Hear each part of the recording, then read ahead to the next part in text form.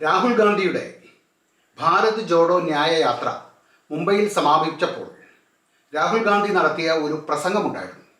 അതിലെ ഒരു ഭാഗം ഇങ്ങനെ, ഹിന്ദിയിലായിരുന്നു ആ പ്രസംഗം. ഹിന്ദു ധർമ്മ മേ ശക്തി ശബ്ദ ഹോത്താ ഹെ, ഹം ശക്തി സെ ലഡ് രഹേ ഹെ, വീണ്ടും ഇൻ ശക്തി സെ ലഡ് രഹേ ഹെ.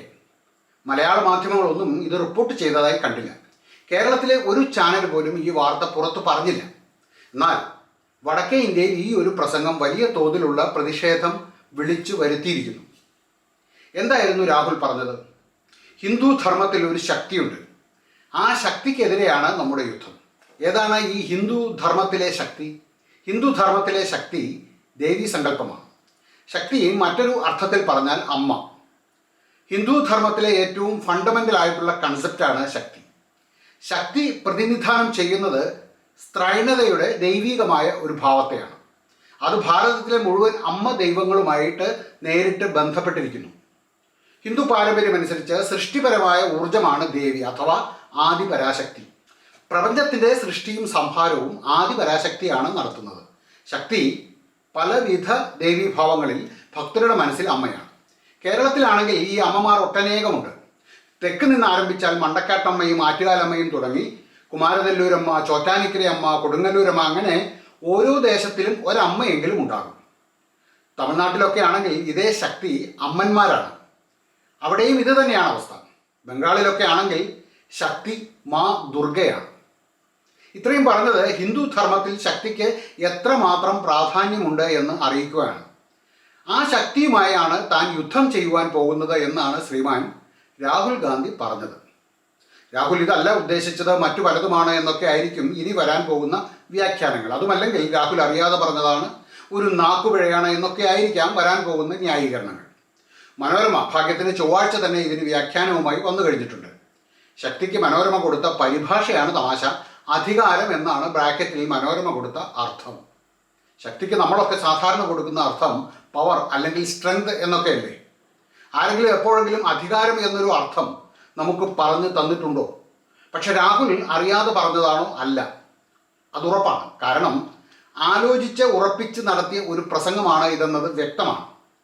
നോക്കൂ, ഈ പ്രസംഗത്തിൽ ഹിന്ദു ധർമ്മ മേ എന്ന് പറഞ്ഞു കഴിഞ്ഞ് ഒരു ദീർഘമായ പോസാണ്. അടുത്തത് ശക്തി ശബ്ദ ഹോത്താ ഹെ, വീണ്ടും ദീർഘ പോസ്. എന്നിട്ടാണ് ഹം ശക്തി സെ ലഡ് രഹേ ഹെ എന്ന് അദ്ദേഹം ആലോചിച്ച് ഉറപ്പിച്ച് പറഞ്ഞ ഒരു പ്രസംഗമാണ് ഇതെന്ന് അതിൽ നിന്ന് തന്നെ വ്യക്തമാണ്. പ്രസംഗം ഇപ്പോൾ യൂട്യൂബിൽ ആർക്കും കേൾക്കാവുന്നതാണ്. പക്ഷേ ഈ നാക്കുപിഴ മറ്റൊരു മതത്തിൻ്റെ കാര്യത്തിലും രാഹുൽ ഗാന്ധിക്ക് സംഭവിക്കാറില്ല എന്നുകൂടി ഈ തരുണത്തിൽ നമ്മൾ ഓർമ്മിക്കണം. രാഹുൽ ഗാന്ധി ഒരു ഹിന്ദുവാണ്. എനിക്ക് രാഹുൽ ഗാന്ധിയുടെ മതം അറിയില്ല. പക്ഷേ വടക്കേ ഇന്ത്യയിലെ പല ക്ഷേത്രങ്ങളിലുമൊക്കെ കയറി പുള്ളിക്കാരൻ ഒരു ഹിന്ദുവാണ് എന്ന് വരുത്തി തീർക്കുവാൻ ശ്രമിക്കുന്നത് പോലെ തോന്നിയിട്ടുണ്ട്. ഇതേ ന്യായയാത്ര തുടങ്ങിയപ്പോൾ അയോധ്യയിലെ രാമക്ഷേത്രത്തിൻ്റെ പ്രാണപ്രതിഷ്ഠ നടക്കുന്ന സമയത്ത് അസാമിലെ ഭദ്രദ്രവ സത്ര എന്ന പേരുള്ള ഒരു ക്ഷേത്രത്തിൽ കയറുന്നതുമായി ബന്ധപ്പെട്ട് ചില വിവാദങ്ങൾ ഉണ്ടായത് ഓർമ്മയില്ലേ? അവിടെ അദ്ദേഹത്തെ ആ ഒരു സമയത്ത് കയറ്റിയില്ല എന്നായിരുന്നു അദ്ദേഹത്തിൻ്റെ പരാതി. പക്ഷേ ഇതേ രാഹുൽ ഗാന്ധി കന്യാകുമാരിയിൽ നിന്ന് ആരംഭിച്ച ഭാരത് ജോഡോ യാത്ര കേരളത്തിൽ പ്രവേശിച്ചതിന് ശേഷം കേരളത്തിലെ ഏതെങ്കിലും ഒരു ക്ഷേത്രത്തിൽ കയറിയോ? തിരുവനന്തപുരത്ത് പത്മനാഭസ്വാമി മുതൽ വടക്ക് രാജരാജേശ്വര ക്ഷേത്രം പോലുള്ള വലുതും ചെറുതുമായ എത്ര ആയിരം ക്ഷേത്രങ്ങൾ കേരളത്തിലുണ്ട്. പക്ഷേ രാഹുൽ ഗാന്ധി അവിടെയൊന്നും കയറിയില്ല. എന്തായിരിക്കും കാരണങ്ങൾ? രാഹുൽ ഗാന്ധിയുടെ ഈ പ്രസംഗം കേട്ടപ്പോൾ കോൺഗ്രസ് എന്തുകൊണ്ടാണ് ഇന്ന് ഈ നിലയിലെത്തിയത് എന്നൊന്ന് ആലോചിക്കുവാൻ എന്നെ പ്രേരിപ്പിച്ചു. ആ ഒരു ആലോചനയാണ് ഇന്നിപ്പോൾ ഈ വീഡിയോയുടെ ആധാരം. നമസ്കാരം, എല്ലാവർക്കും പുതിയൊരു വീഡിയോയിലേക്ക് സ്വാഗതം. Welcome to Ajay's press. Here what we do is express. എന്തുകൊണ്ടാണ് രാജ്യം ഭരിച്ചിരുന്ന കോൺഗ്രസ് ഇന്ന് ഈ നിലയിലേക്ക് എത്തുവാൻ കാരണങ്ങൾ? അതിന് നിരവധി കാരണങ്ങളുണ്ട്. ആ കാരണങ്ങളെ ഒന്നൊന്നായി അനലൈസ് ചെയ്യുകയാണ് ഞാൻ ഈ വീഡിയോയിൽ. ഒന്നാമത്തെ കാരണമായി എനിക്ക് തോന്നിയത്, മാറി മാറി വരുന്ന പൊളിറ്റിക്കൽ ഡൈനാമിക്സിന് അനുസൃതമായി കോൺഗ്രസിന് മാറുവാൻ കഴിഞ്ഞില്ല എന്നതാണ്. അല്ലെങ്കിൽ കോൺഗ്രസിന് അതിൽ വീഴ്ച പറ്റിയിട്ടുണ്ട്. ചരിത്രത്തിൻ്റെ പൈതൃകവും പാരമ്പര്യവും പേറുന്ന ഒരു രാഷ്ട്രീയ പാർട്ടി എന്ന നിലയിൽ സ്വയം അഭിരമിക്കുകയും അല്ലെങ്കിൽ ഡൈനാസ്റ്റി ബേസ്ഡ് പൊളിറ്റിക്സിൻ്റെ നേതൃത്വവും അതിദ്രുതം പുരോഗമിക്കുന്ന രാഷ്ട്രീയ പരിസരത്തോട് യോജിച്ചു പോകുവാൻ കോൺഗ്രസ് പരാജയപ്പെട്ടു. മാറിക്കൊണ്ടിരിക്കുന്ന വോട്ടർമാരുടെ അഭിലാഷങ്ങളെ വേണ്ട വിധം അഭിസംബോധന ചെയ്യുന്നതിലും നേതൃത്വം പരാജയപ്പെട്ടു. ഉദാഹരണത്തിന് BJPയുടെ സോഷ്യൽ മീഡിയ ഇടപെടലുകളെയും സമീപകാല ഇലക്ഷനുകളിൽ അവർ നടത്തിയ ഗ്രൗണ്ട് ലെവൽ തെരഞ്ഞെടുപ്പ് തന്ത്രങ്ങളെയും വേണ്ട വിധത്തിൽ പ്രതിരോധിക്കുവാൻ കോൺഗ്രസിന് കഴിഞ്ഞില്ല. എന്ന് മാത്രമല്ല, BJPയുടെ പുതിയ കാലത്തെ തെരഞ്ഞെടുപ്പ് പ്രചാരണ ടെക്നിക്കുകളോട് ഒപ്പം പിടിച്ചു നിൽക്കുവാനും കോൺഗ്രസിന് ആകുന്നില്ല. രണ്ടാമത്തെ കാരണമായിട്ട് എനിക്ക് തോന്നിയത്, ഹിന്ദുത്വ എന്ന ഐഡിയയെ എല്ലാ കാലവും കോൺഗ്രസ് തിരസ്കരിച്ചിട്ടുണ്ട്. നെഹ്റുവിൻ്റെ ഇടത് സോഷ്യലിസ്റ്റ് ലൈൻ മുതൽ ഇത് ആരംഭിച്ചതാണ്. ഹിന്ദുക്കളെയും ഹിന്ദുത്വ എന്ന ആശയത്തെയും കോൺഗ്രസ് എക്കാലവും പടിക്ക് പുറത്ത് നിർത്തിയിരുന്നു. ഈ ഒരു ചിന്ത ഒപ്പം കോൺഗ്രസിൽ ന്യൂനപക്ഷ പ്രീണന രാഷ്ട്രീയവും ഹിന്ദു ജനതയ്ക്ക് എക്കാലവും ആശങ്ക ഉണ്ടാക്കിയിരുന്ന ഒരു വിഷയമായിരുന്നു. ഇതിൻ്റെ ഇടയിലേക്കാണ് ഹിന്ദുത്വ എന്ന ആശയം മുന്നോട്ട് വെച്ചുകൊണ്ട് BJP വരുന്നത്. തങ്ങളുടേത് ഒരു സെക്യുലർ പാർട്ടിയാണെന്ന് ആവർത്തിച്ച് പറഞ്ഞുകൊണ്ടിരിക്കുമ്പോഴും തങ്ങൾ അത് തന്നെയാണ് എന്ന് വോട്ടർമാർക്ക് മനസ്സിലാക്കി കൊടുക്കുവാൻ കോൺഗ്രസിന് കഴിഞ്ഞില്ല. ഹിന്ദുത്വം, ഹിന്ദു ദേശീയത, ഇതൊക്കെ പരമാവധി BJPക്ക് മുതലെടുക്കുവാൻ കഴിഞ്ഞ സാഹചര്യത്തിൽ അതിനെ എങ്ങനെ പ്രതിരോധിക്കും എന്നറിയാതെ കോൺഗ്രസ് കുഴങ്ങുകയാണ്. വലിയ കൺഫ്യൂഷനിൽ ആണ് അവർ. കമൽനാഥ് പ്രയോഗിച്ച ഒരു മൃദു ഹിന്ദുത്വം പച്ച പിടിച്ചില്ലെങ്കിലും കോൺഗ്രസ് അതിപ്പോഴും വിട്ടിട്ടില്ല. മധ്യപ്രദേശിൽ ഇപ്പോൾ ഈ തെരഞ്ഞെടുപ്പ് കാലത്ത് രാമക്ഷേത്രം യാഥാർത്ഥ്യമാക്കിയ രാജീവ് ഗാന്ധിക്ക് അഭിവാദ്യങ്ങൾ അർപ്പിച്ചുകൊണ്ടുള്ള വലിയ ഫ്ലെക്സുകളൊക്കെ ഉയർന്നിട്ടുണ്ട്. പക്ഷേ ചോദ്യം ഇതാണ്, കടുത്ത ഹിന്ദുത്വം വേണോ അതോ കോൺഗ്രസിൻ്റെ മൃദു ഹിന്ദുത്വം വേണോ? ഉത്തരമൊടുവിൽ കടുത്ത ഹിന്ദുത്വത്തിലേക്ക് ചായുന്നു. രാമജന്മഭൂമി വിഷയവും രാമക്ഷേത്ര നിർമ്മാണവും അടക്കം ഹിന്ദുക്കളെ സംബന്ധിക്കുന്ന പല വിഷയങ്ങളിലും കോൺഗ്രസ് എടുത്ത നിലപാടുകൾ ഹിന്ദു ദേശീയതയോട് ചേർന്ന് നിൽക്കുന്ന വോട്ടർമാരെ അവരിൽ നിന്നും അകറ്റുവാൻ മാത്രമേ ഉപകരിച്ചുള്ളൂ. കോൺഗ്രസ് ഒരു ആൻറ്റി ഹിന്ദു പാർട്ടിയാണെന്ന തോന്നൽ വോട്ടർമാരുടെ ഇടയിൽ ഉണ്ടാക്കുവാനേ ഇത് സഹായിച്ചുള്ളൂ, പ്രത്യേകിച്ചും വടക്കേ ഇന്ത്യയിൽ. ഏറ്റവും ഒടുവിൽ ഈ വീഡിയോയുടെ ആദ്യം നമ്മൾ കേട്ട രാഹുൽ ഗാന്ധിയുടെ പ്രസംഗം, അത് ഉണ്ടാക്കുവാൻ പോകുന്ന അപകടം ഏതെങ്കിലും കോൺഗ്രസ്സുകാരൻ തിരിച്ചറിഞ്ഞിട്ടുണ്ടോ? ആരാണ് രാഹുലിന് ഇങ്ങനെയുള്ള ഉപദേശങ്ങൾ കൊടുക്കുന്നത്? മറ്റൊരു വീഡിയോയിൽ 24 മണിക്കൂറും ജയ് ശ്രീറാം എന്ന് വിളിച്ചുകൊണ്ടിരുന്നാൽ മതിയോ എന്ന് ചോദിക്കുന്ന രാഹുൽ ഗാന്ധിയെ നമുക്ക് കാണാം. ആ വീഡിയോയും ഇപ്പോൾ സമൂഹ മാധ്യമങ്ങളിൽ വൈറലാണ്. ഇനി ഒരു പക്ഷേ മറ്റൊരു കോണ്ടെക്സ്റ്റിൽ നിന്നും എടുത്തതാണ് ഈ വീഡിയോ എങ്കിൽ ഇങ്ങനെയുള്ള പ്രഭാഷണങ്ങളും പ്രസംഗങ്ങളും ഒഴിവാക്കുവാൻ രാഹുൽ ഗാന്ധി ശ്രമിക്കുന്നതേ ഇല്ല എന്നതാണ് സങ്കടകരം. ഇതൊക്കെ കോൺഗ്രസിനെയും രാഹുൽ ഗാന്ധിയെയും വലിയൊരു ജനവിഭാഗത്തിൽ നിന്നും അകറ്റുവാൻ മാത്രമേ ഉപകരിച്ചുള്ളൂ. മൂന്നാമത്തെ കാര്യം, കോൺഗ്രസിന് പറ്റിയ വലിയൊരു അബദ്ധം, അവർ പലപ്പോഴായി ഇടതുപക്ഷ ഐഡിയോളജിയോട് ഡ്രിഫ്റ്റ് ചെയ്തു പോയതായി കാണാം. പ്രത്യേകിച്ചും സാമ്പത്തിക നയങ്ങളിൽ, സോഷ്യൽ പ്രോഗ്രാമുകളിൽ അവർ ലെഫ്റ്റ് ഐഡിയോളജിയോട് ചേർന്ന് പോകുന്നതായി കാണാം. നരസിംഹറാവു സർക്കാരിൽ മൻമോഹൻ സിംഗ് ധനമന്ത്രിയായിരുന്നുവെങ്കിലും നരസിംഹറാവുവിൻ്റെ നയങ്ങളിൽ നിന്നും പിന്നീട് 2004 മൻമോഹൻ സിംഗ് തന്നെ പ്രധാനമന്ത്രിയായപ്പോൾ പിന്നോട്ട് പോയതായി കാണാം. പ്രത്യേകിച്ചും ഗ്ലോബലൈസ്ഡും ലിബറലൈസ്ഡുമായ ഒരു സാമ്പത്തിക ചുറ്റുപാടിൽ ഈ വീക്ഷണങ്ങളും സമീപനങ്ങളും അപ്രസക്തമായ ഒരു സാഹചര്യത്തിൽ, ഉദാഹരണത്തിന് അന്ന് രാജ്യം നേതൃത്വം കൊടുത്ത ഇക്കോണമിക് ഇൻ്റർവെൻഷൻസ്, അതേപോലെ സോഷ്യലിസ്റ്റ് നയങ്ങളും വലിയ വിമർശനങ്ങൾക്ക് ഇടയാക്കി എന്ന് മാത്രമല്ല സാമ്പത്തിക വളർച്ചയെയും വികസനത്തെയും അത് പിറകോട്ട് പിടിച്ചു വലിച്ചു. നാലാമത്തെ കാരണം, പാർട്ടിക്കുള്ളിലെ ഉൾപോരും നേതൃത്വ രാഹിത്യവുമാണ്. ഇന്ത്യൻ നാഷണൽ കോൺഗ്രസിൻ്റെ ഇന്നത്തെ ഈ അവസ്ഥയുടെ മറ്റൊരു കാരണം, കപിൽ സിബലും ഗുലാം നബി ആസാദും ജ്യോതിരാദിത്യ സിന്ധ്യയും എല്ലാം ഈ ഉൾപോരിൻ്റെയും നേതൃത്വത്തിൻ്റെ പിടിപ്പുകേടിൻ്റെയും ചില ഉദാഹരണങ്ങൾ മാത്രമാണ്. കോൺഗ്രസ് ഒരു യൂണിഫൈഡ് ഫ്രണ്ട് അല്ല എന്നൊരു തോന്നൽ ജനങ്ങളുടെ ഉള്ളിലേക്ക് പതിയെ കയറിക്കൂടി. രാജസ്ഥാനിൽ അശോക് ഗെഹ്ലോട്ടും സച്ചിൻ പൈലറ്റും തമ്മിലുള്ള അടി ഓർമ്മയില്ലേ? ഒടുക്കം ഭരണം വരെ കൈവിട്ട് കളയുന്ന നിലയിലേക്ക് കാര്യങ്ങൾ നീങ്ങിയില്ലേ? ക്ലിയറും ഡിസൈസീവുമായ ഒരു തീരുമാനമെടുക്കുവാനുള്ള നേതൃത്വത്തിൻ്റെ അഭാവം പാർട്ടി പ്രവർത്തകരുടെ ഇടയിലും പാർട്ടി അനുഭാവികളുടെ ഇടയിലുമുള്ള ആത്മവിശ്വാസം വല്ലാതെ കെടുത്തിക്കളഞ്ഞിരിക്കുന്നു. അഞ്ചാമത്തെ കാരണമായിട്ട് എനിക്ക് തോന്നിയത്, യുവതലമുറയുമായി എഫക്റ്റീവായി കണക്ട് ചെയ്യുവാൻ ഇന്ത്യൻ നാഷണൽ കോൺഗ്രസിന് കഴിയുന്നില്ല എന്നതാണ്. പുതിയ ആശയങ്ങളും സങ്കല്പങ്ങളും തേടുന്ന യുവതലമുറയ്ക്ക് കോൺഗ്രസിന് ഒരു ഡൈനാമിക് ലീഡർഷിപ്പ് ഉള്ളതായി തോന്നിയിട്ടില്ല എന്ന് വേണം കരുതാൻ. അതേപോലെ യുവാക്കളിലെ പ്രതിഭകളെ കണ്ടെത്തുന്നതിനോ അവരെ വളർത്തുന്നതിനോ പാർട്ടിക്ക് താല്പര്യം കുറവാണ്. പകരം ഇപ്പോഴും പാർട്ടി കൂടുതലായും ആശ്രയിക്കുന്നത് പാർട്ടിയിലെ ആ പഴയ മുഖങ്ങളെ തന്നെയാണ്. ഉദാഹരണത്തിന് യുവജനങ്ങളുടെ തൊഴിലില്ലായ്മ, വിദ്യാഭ്യാസ പരിഷ്കാരങ്ങൾ പോലെയുള്ള പ്രശ്നങ്ങളിൽ പാർട്ടിക്ക് ഫലപ്രദമായി ഇടപെടാൻ കഴിഞ്ഞില്ല എന്ന ചിന്ത യുവജനങ്ങളും പാർട്ടിയും തമ്മിലുള്ള വിടവ് കൂട്ടുവാൻ മാത്രമേ ഉപകരിച്ചുള്ളൂ. ആറാമത്തെ കാരണമായി എനിക്ക് തോന്നിയത്, കോൺഗ്രസിന് സാമൂഹിക സാമ്പത്തിക വിഷയങ്ങളിൽ കഴിഞ്ഞ കാലങ്ങളിൽ ഫലപ്രദമായി ഇടപെടുവാൻ കഴിഞ്ഞിട്ടില്ല. സോഷ്യലിസ്റ്റ് വേരുകളിൽ ഊന്നി നിന്നിട്ടും ദാരിദ്ര്യം, തൊഴിലില്ലായ്മ, സാമൂഹിക അസമത്വം പോലുള്ള വിഷയങ്ങളിൽ പാർട്ടിക്ക് ജനങ്ങളുടെ മുൻപിൽ വയ്ക്കുവാൻ വ്യക്തമായ ഒരു കാഴ്ചപ്പാടില്ല. പാർട്ടിയുടെ പല പോളിസികളും സാധാരണ ജനങ്ങൾക്ക് പ്രത്യക്ഷമായ ഒരു പുരോഗതിയും കൊണ്ടുവരുന്ന കാര്യത്തിൽ ഫലപ്രദമല്ല എന്നതാണ് വസ്തുത. ഇതോടൊപ്പം ക്ഷേമ പദ്ധതികൾ നടപ്പാക്കുന്നതിനുണ്ടായ കാര്യക്ഷമതാക്കുറവും അഴിമതിയും പൊതുസമൂഹത്തിന് പാർട്ടിയുടെ മേലുണ്ടായിരുന്ന വിശ്വാസ്യത നഷ്ടപ്പെടുവാൻ കാരണമായിട്ടുണ്ട്. ഏഴാമത്തെ കാരണമായിട്ട് ചൂണ്ടിക്കാട്ടുവാനുള്ളത് ഇലക്ടറൽ സെറ്റ്ബാക്സ്, ഒപ്പം BJPയുടെ ദേശീയ രാഷ്ട്രീയത്തിലുണ്ടായ മേൽക്കോയ്മയും അവരുടെ ഭാവിയെ വല്ലാതെ ബാധിച്ചു. BJPയുടെ ദേശീയ രാഷ്ട്രീയത്തിലുണ്ടായ വളർച്ചയും ഒപ്പം സ്റ്റേറ്റുകളിലും അവർക്കുണ്ടാക്കാൻ സാധിച്ച ആധിപത്യം കോൺഗ്രസിനെ മാർജിനലൈസ് ചെയ്ത് കളഞ്ഞു. ഇതോടൊപ്പം ഹിന്ദുത്വ എന്ന ഐഡിയോളജി കൂടി കൂട്ടിച്ചേർത്തതോടെ ഭൂരിഭാഗം വോട്ടർമാരെ സ്വാധീനിക്കുവാൻ അവർക്ക് കഴിഞ്ഞു. ഉത്തർപ്രദേശിലും ഗുജറാത്തിലും മഹാരാഷ്ട്രയിലുമെല്ലാം അവരുടെ അപ്രതിരോധ്യമായ സാന്നിധ്യം കോൺഗ്രസിനെ വല്ലാതെ ക്ഷീണിപ്പിക്കുകയും ചെയ്തു.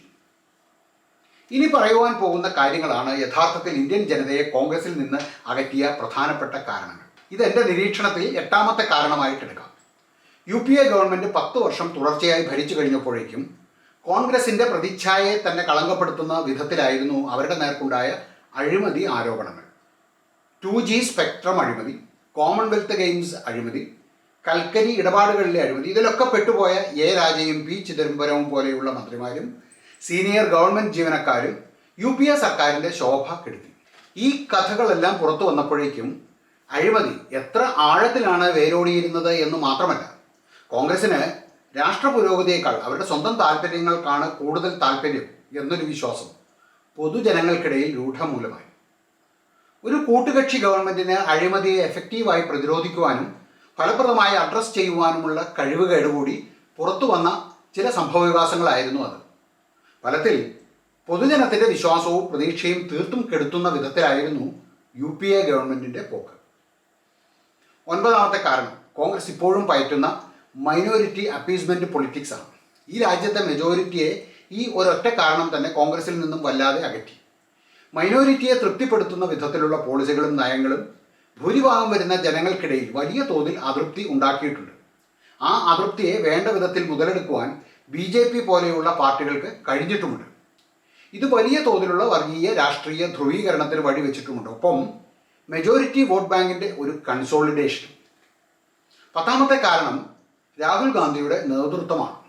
രാഹുൽ ഗാന്ധിയുടെ നേതൃത്വം ഇൻഎഫക്റ്റീവും അതുപോലെ യാതൊരു കാഴ്ചപ്പാടും ഇല്ലാത്തതാണ് എന്നാണ് അദ്ദേഹത്തിന് നേരെയുള്ള വലിയ വിമർശനം.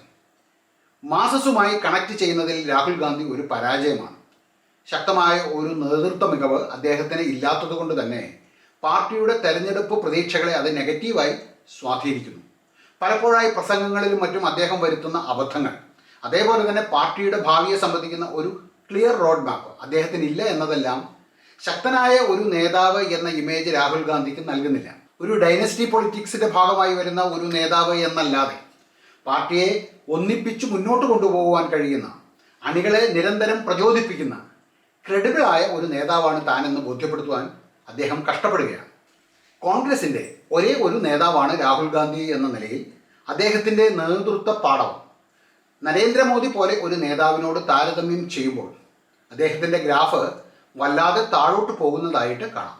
11ാമത്തെ കാരണമായിട്ട് പറയേണ്ടത് BJP വളരെ പെട്ടെന്ന് ജനങ്ങളിലേക്ക് സംക്രമിപ്പിച്ച ദേശീയത എന്ന ഐഡിയോളജി കോൺഗ്രസിന് ഫലപ്രദമായി ഇപ്പോഴും ഉപയോഗിക്കുവാൻ കഴിയുന്നില്ല.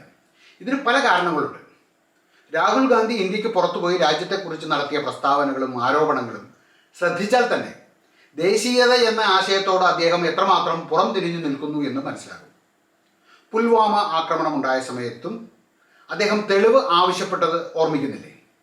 നമ്മുടെ രാഷ്ട്രീയം എന്തുമായിക്കോട്ടെ, രാജ്യത്തിൻ്റെ സുരക്ഷയെ സംബന്ധിക്കുന്ന, അതിർത്തിയെ സംബന്ധിക്കുന്ന, അതുപോലെ നമ്മുടെ സൈനിക ശക്തിയെ സംബന്ധിക്കുന്ന വിഷയങ്ങളിൽ ഗവൺമെൻറ്റിനോട് ഒപ്പം നിൽക്കണം എന്ന കാര്യം രാഹുൽ ഗാന്ധിക്ക് ഒരിക്കലും ബോധ്യമായിട്ടില്ല. BJPയുടേത് അതിതീവ്ര ദേശീയതയാണ് എന്നൊക്കെ പറഞ്ഞ് കോൺഗ്രസ് ഇതിനെ പ്രതിരോധിക്കുവാൻ ശ്രമിക്കുന്നുണ്ടെങ്കിലും അത് വേണ്ട വിധം ഫലപ്രദമായില്ല. കാരണം BJPക്കെതിരെ ദേശീയതയ്ക്ക് ഫലപ്രദമായൊരു നറേറ്റീവ് തയ്യാറാക്കുവാൻ കോൺഗ്രസ്സിന് ആകുന്നില്ല എന്നത് തന്നെയാണ് അതിൻ്റെ കാരണം. 12ാമത്തെ കാരണമായിട്ട് പറയുവാനുള്ളത് കോൺഗ്രസ് ഭാരതത്തിൻ്റെ കൾച്ചറൽ ഹെറിറ്റേജിനെ വേണ്ട വിധം മനസ്സിലാക്കാതെ പോയതാണ്. ഇത് വ്യക്തമായി മനസ്സിലാക്കിക്കൊണ്ട് BJP ഇന്ത്യയുടെ സാംസ്കാരിക പാരമ്പര്യം, പുരാതന സമ്പ്രദായങ്ങൾ, ഭാരതീയ ദർശനങ്ങൾ, മൂല്യങ്ങൾ കൂടുതൽ വോക്കലും വിസിബിളുമാക്കി. ആർഷഭാരത സംസ്കാരം വേണ്ട വിധം ഷോക്കേസ് ചെയ്യുകയും അത് അവരുടെ ഐഡിയോളജിക്കൽ ഫ്രെയിംവർക്കിലേക്ക് കൊണ്ടുവരുവാനും അവർക്ക് കഴിഞ്ഞു. എന്നാൽ കോൺഗ്രസോ മറ്റു പാർട്ടികളോ ഇതിനെ വേണ്ട വിധം മനസ്സിലാക്കുവാനും അത് അവരുടെ പൊളിറ്റിക്കൽ ഡിസ്കോഴ്സിൻ്റെയും അജണ്ടയുടെയും ഭാഗമാക്കുവാനോ തയ്യാറായില്ല. ഇതെല്ലാം മോശമാണ്. ഒരു പുരോഗമന സമൂഹത്തിന് യോജിച്ചതാണോ ഈ സാംസ്കാരിക പാരമ്പര്യ സംഗതികൾ എന്ന മട്ടിലുള്ള ഇടത് ലിബറൽ ചിന്താഗതിയുടെ തലവറയിലായി പോയി കോൺഗ്രസും മറ്റ് കക്ഷികളും. പൊളിറ്റിക്കൽ സ്ട്രാറ്റജിയും കൾച്ചറൽ ഹെറിറ്റേജും രണ്ടും സമഞ്ജസമായി യോജിപ്പിച്ചു കൊണ്ടുപോകണം എന്നൊരിക്കലും കോൺഗ്രസ് ചിന്തിച്ചില്ല. ഏതൊരു രാജ്യത്തിൻ്റെയും രാഷ്ട്രീയം ആ രാജ്യത്തിൻ്റെ പാരമ്പര്യത്തിലും സംസ്കാരത്തിലും ഊന്നി നിന്നുകൊണ്ടാകണം. പാരമ്പര്യത്തെയും പൈതൃകത്തെയും തള്ളിപ്പറഞ്ഞുകൊണ്ടുള്ള ഒരു സംസ്കാരവും ലോകത്ത് വിജയിച്ചിട്ടില്ല. ഓർമ്മിക്കുക. ഇന്നിപ്പോൾ കോൺഗ്രസിൽ നിന്നും BJP-യിലേക്ക് വലിയ ഒഴുക്കാണ്. ഇങ്ങനെ ഒഴുകി ഒരു ദിവസം BJP-യും കോൺഗ്രസ് പോലെയാകും. അന്ന് ഭരണം കോൺഗ്രസ് തിരിച്ചു പിടിക്കുമായിരിക്കും, അല്ലെങ്കിൽ തിരിച്ചു പിടിക്കാമെന്നായിരിക്കാം കോൺഗ്രസിൻ്റെ ആഗ്രഹം. പക്ഷേ അത് മതിയോ? അതിനു മുമ്പ് കോൺഗ്രസ് ഒരു സ്വയം ശുദ്ധീകരണത്തിന് ശ്രമിക്കേണ്ടിയിരിക്കുന്നു. ജനാധിപത്യം പുഷ്ടിപ്പെടണമെങ്കിൽ നല്ലൊരു പ്രതിപക്ഷം ആവശ്യമാണ്. ആ പ്രതിപക്ഷത്തിൻ്റെ റോൾ കോൺഗ്രസിനെ കൊണ്ട് മാത്രമേ സാധ്യമാകുകയുള്ളൂ. ഇപ്പോഴുള്ള ഇന്ത്യ മുന്നണിക്കൊക്കെ എത്രമാത്രം രാജ്യ താൽപ്പര്യം കാത്തു സൂക്ഷിക്കുവാൻ കഴിയുമെന്ന കാര്യത്തിൽ വോട്ടർമാരുടെ ഇടയിൽ തന്നെ വലിയ ആശങ്കയുണ്ട്. തെരഞ്ഞെടുപ്പ് അടുത്തപ്പോൾ ഓരോ രാഷ്ട്രീയ പാർട്ടികളുടെയും തെരഞ്ഞെടുപ്പ് പത്രിക അല്ലാതെ ഈ ഇന്ത്യ മുന്നണിക്ക് വ്യക്തമായ ഒരു ലക്ഷ്യമോ ദിശാബോധമോ ഉള്ളതായി തോന്നിയിട്ടില്ല. മോദിയെ താഴെ ഇറക്കി എങ്ങനെയെങ്കിലും അധികാരത്തിലെത്തണം എന്ന ഒറ്റ ലക്ഷ്യം മാത്രമേ ഈ മുന്നണിക്കുള്ളൂ. ഭാവിയുടെ ഇന്ത്യയെക്കുറിച്ച് സുവ്യക്തമായ ഒരു കാഴ്ചപ്പാട് വോട്ടർമാരുടെ മുൻപിൽ അവതരിപ്പിക്കുവാൻ ഈ മുന്നണിക്ക് ഇതുവരെ ആയിട്ടില്ല. എന്നാൽ മോദിയോ രാജ്യം 2047 എങ്ങനെയായിരിക്കണം എന്ന ലക്ഷ്യത്തിലാണ് അദ്ദേഹം ജോലി ചെയ്യുന്നത് എന്നുകൂടി നമ്മൾ ഓർമ്മിക്കണം. കോൺഗ്രസ് സ്വയം തിരുത്തി തിരിച്ചു വരും. അങ്ങനെ ജനാധിപത്യത്തെ ശക്തിപ്പെടുത്തുമെന്ന് നമുക്ക് പ്രതീക്ഷിക്കാം. ഈ വീഡിയോ ഇവിടെ പൂർണ്ണമാകുകയാണ്. ഈ വീഡിയോ നിങ്ങൾക്ക് ഇഷ്ടമായിട്ടുണ്ടെങ്കിൽ ഈ വീഡിയോ ഒന്ന് ഷെയർ ചെയ്യുക. അതുപോലെ തന്നെ ഈ ചാനൽ ഒന്ന് സബ്സ്ക്രൈബ് ചെയ്യാൻ ആരും മറക്കുകയും ചെയ്യരുത്. എല്ലാവർക്കും നല്ലൊരു ദിവസം ആശംസിക്കുന്നു. നന്ദി, നമസ്കാരം.